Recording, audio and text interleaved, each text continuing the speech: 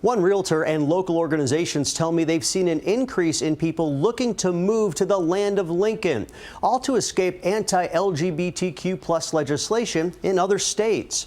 I spoke to one father who says moving to Illinois will help ensure his son's well-being and safety.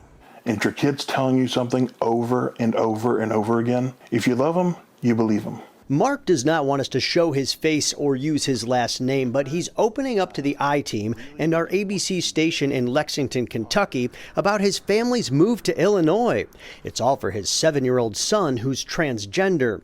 To protect his son's identity, Mark is using another name for him, Connor. Connor just wants to be a boy.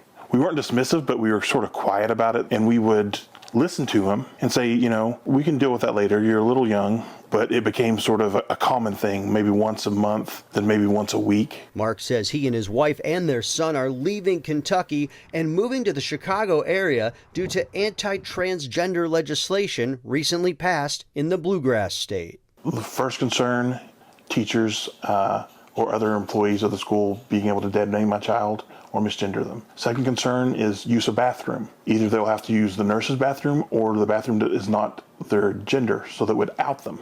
My third concern is around medication. So doctors in Kentucky will lose their license if they treat my son. Gender-affirming care for minors will be banned in Kentucky by late June. What law comes next? Mark is working with realtor June Allen Smith to find a home in the Chicago area. So a lot of people have already done their research and they know that they just have to leave the place that they live in now where the laws have already started to restrict their lifestyle. Allen Smith is a lesbian and serves the LGBTQ+ community. She says she has another client moving to Illinois from Indiana to escape anti-LGBTQ bills there. One Indiana bill banning gender-affirming care for minors goes into law July 1st. I have an insight into the reality, into the community of issues that we face. The ABC7 data team looked at anti-LGBTQ+ legislation across the country and found that in 2023 alone, state legislators have introduced more than 400 anti-transgender bills.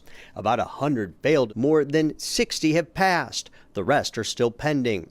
There are also dozens of other anti-LGBTQ+ bills targeting gay and lesbian rights, and bills attempting to limit discussion of sexuality at school. Terry Ross, the executive director for Illinois Legal Aid Online, has been monitoring anti-LGBTQ legislation across the country. And these laws range from a variety of different things, outlawing mentioning of LGBTQ plus history, barring transgender kids from participating in sports. Ross's organization helps people legally change their names or gender identity markers.